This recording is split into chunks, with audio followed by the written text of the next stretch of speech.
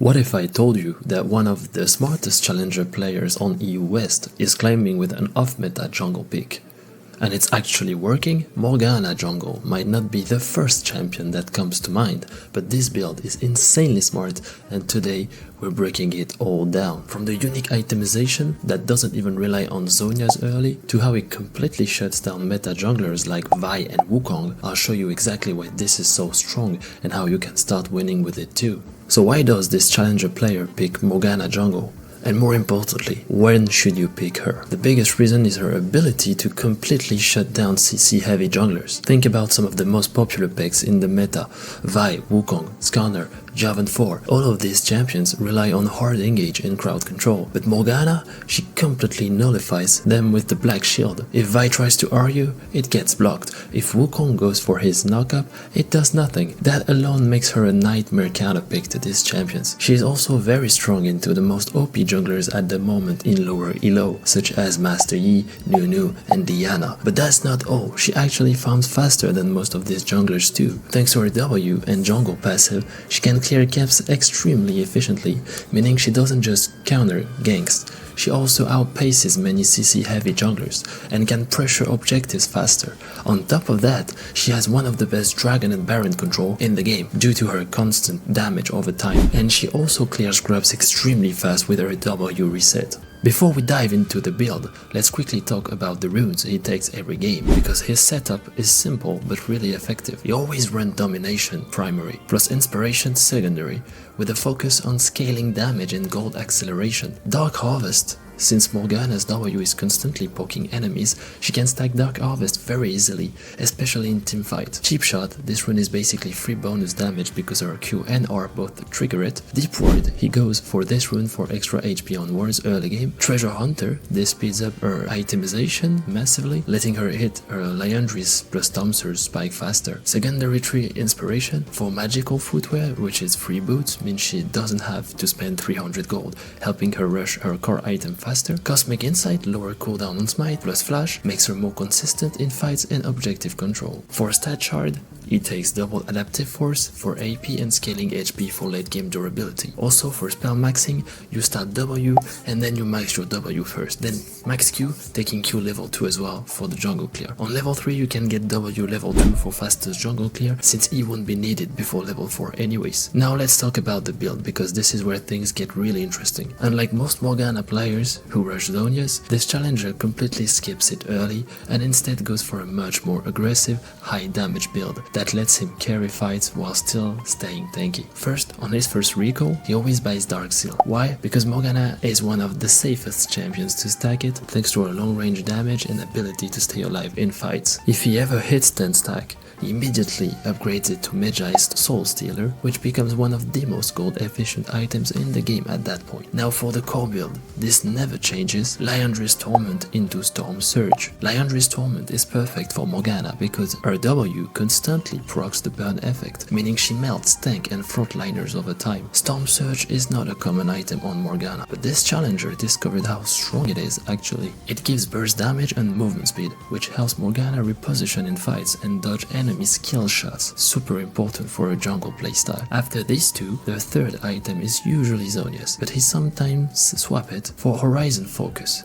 a really underrated item on Morgana. It's cheap, it gives tons of ability haste, and also reveals enemy hit from range, which is great for objective fights. Now let's talk about adapting the build to the enemy team. If the enemy has a lot of healing, like Soraka, Aatrox, or even champions with Conqueror, he will always build Oblivion Orb. Thanks to Morgana's massive W hitbox and Liandry's damage over time, Grievous Wounds stays applied for a really long time, making this item insanely valuable. And if the enemy starts stacking magic resistance, he actually doesn't go for its staff. Instead, he builds Bloodletter's Curse. It works just like Black Cleaver for magic resist, meaning the longer Morgana fights, the more she shreds through enemy MR. Plus, it gives AP and HP, making her even tankier in mid to late game fights. Now that we've covered the build, let's talk about how this challenger Morgana actually plays the the early game, because this is where she differs from typical jungle picks. He always starts with W on red buff. Why? Because Morgana's W deals percent HP damage, meaning she clears high HP camp like buffs extremely fast. Plus her healing from passive scales with her W's damage, so she stays very healthy through the clear. Right after red buff, he goes straight to Krugs.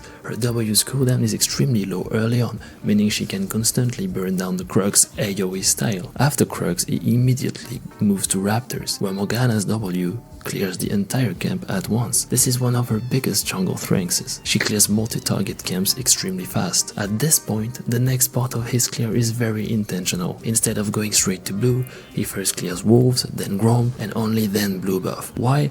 Because this delays his blue buff timer as much as possible. That way, when he starts his second jungle rotation, both wolves and Grom will respawn at the same time, allowing him to clear them instantly in a row. This kind of small efficiency trick is what separates top tier junglers from the rest. By this time he finishes all 6 camps, he's already level 4 before 330 and moving straight to contest Scuttle Crab, with 1 smite charge left to secure it. By finishing his clear on time with might available, he's almost always one of the first junglers to reach Scuttle. And Morgana is actually really strong in early river fights thanks to 2 key things. Her Q has one of the longest CC durations in the game. If she lands it, the enemy jungler is either forced to flash or dies. Her W zones enemies off objectives. If the enemy jungler tries to contest Scuttle, they either get poked down or lose the fight outright. If he is against a weaker dueling jungler, he will contest Scuttle aggressively, but if the enemy jungler is stronger in 1v1s, like Graves or Lee Sin, he will just farm the opposite Scuttle instead. Now here is something important. Morgana doesn't gank like a typical jungler. Because she has no dashes, she is not the best at forcing early ganks. But when she does gank, it's usually high impact, because of her Q plus W combo. Here is when he looks to gank. If a lane is already pushed towards his teammate, this makes it easier to land Q and guarantees a follow-up. If an enemy has no flash, Morgana's Q lasts up to 3 seconds, meaning a flashless target is basically dead on hit. If it's a guaranteed counter gank, because Morgana's E blocks CC, she's one of the best counter gankers in the game against heavy CC junglers. If none of these conditions are met, he simply keeps farming. That's the secret to Morgana jungle. Her farming is so fast that she doesn't need constant ganks to stay ahead. Another thing that makes Morgana jungle special is how well she secures early objectives. Thanks to her W's damage over time, she can solo dragons early and stack them before the enemy team even realizes what's happening. The same goes for Void Grubs. She can stack several W's on top of each other to clear those real fast. By the time first Rift Herald spawns, he's usually ahead in farm and already applying pressure on the map, which lets him control objectives without even needing to take a risky fight. Now that we've covered the early game and how to path efficiently, let's talk about Morgana's mid-game plan. This is when she starts becoming a real menace on the map. By mid-game, Morgana should have her first 2 core items, Liandry's Torment and Storm Surge, giving her insane damage in fights. With these, she becomes a poke-heavy AP carry jungler, who also brings incredible utility and objective control. Her job at this point is to play around major objectives like Dragon and Rift Herald, using her W for zoning and her Q to catch out enemies. Remember, if Morgana lands a binding on a key target, it's basically a free kill for her team. Morgana is not a frontliner, but she plays a crucial role in fights. Here is how she should approach mid-game skirmishes. Look for picks with Q. Her Dark Binding lasts up to 3 seconds. If she lands it on a squishy target, that champion is out of the fight immediately. Zone with W and Liandry's. Her W plus Liandry's burn forces enemies to reposition, making it easier for her team to control objectives. Use E smartly, don't spam it. Save it for countering key CC abilities like VIQ, Wukong R or Skarner Ultimate. Engage with R when possible. If she has Zhonya's Hourglass at this point, she can flash into the enemy team, R for massive AoE damage and CC, then Stasis to survive. One of Morgana's biggest strengths is how easily she secures objectives. With Liandry's burn plus W, she takes dragons and barons incredibly fast. This is also why she builds Oblivion Orb and Morello Nomicon in most games, because her W's large hitbox keeps applying Grievous Wound moves at a fair distance to the entire team. When contesting objectives, she should drop her W on choke points to deny space and use Q to punish enemies who woke up. If the enemy jungler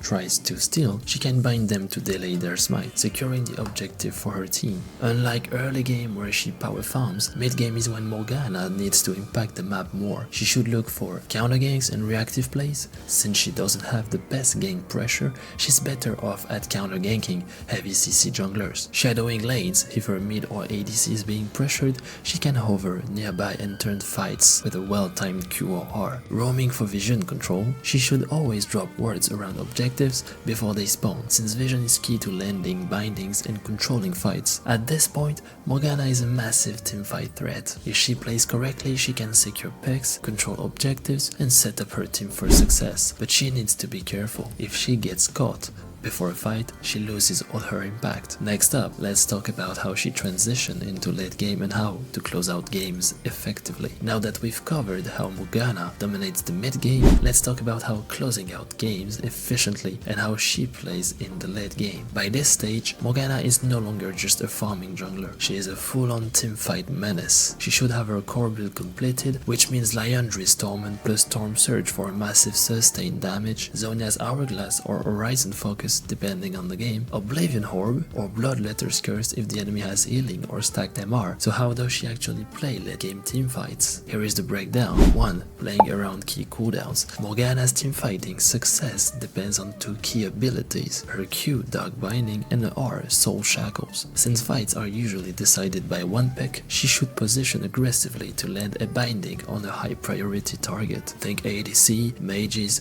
or enemy jungler before an objective fight. If she hits a carry, it's a free kill, but if she misses, she needs to play safe and poke with W while waiting for cooldowns. 2. Finding the perfect ultimate. Timing. Morgana's R can single-handedly win a fight if used correctly. She should look for moments where enemy are grouped, flash in, activate R and then use Zhonya's to survive while the stun procs. Engaging with flash plus R plus Zhonya's, perfect for when her team has follow-up CC. Peeling for carries. If the enemy team dives, she can R plus Black Shield to keep her ADC alive. Denying Baron Elder steals. Flash R can zone out enemy junglers when securing major objectives. The key is patience. She doesn't need to engage first, but rather wait for the enemy team to commit and turn the fight with her ult and Black Shield. Morgana is one of the best Baron and Elder Dragon controllers in the game. Her W plus Liandry's plus Smite combo allows her to burst down objective faster than most junglers. Before objectives, she should drop W in choke points, forces enemies to take free damage, land a crucial Q, denies contesting threats like enemy junglers, Black Shield her ADC or frontline to prevent game-changing CC, position for R if needed. Flash R can completely zone enemies from Baron Elder fights. Once Baron or Elder is secured, the game should end in the next few minutes by pushing with the enhanced minions and grouping for a final fight. Morgana jungle might be off meta, but this challenger player has proven it's a legitimately strong pick,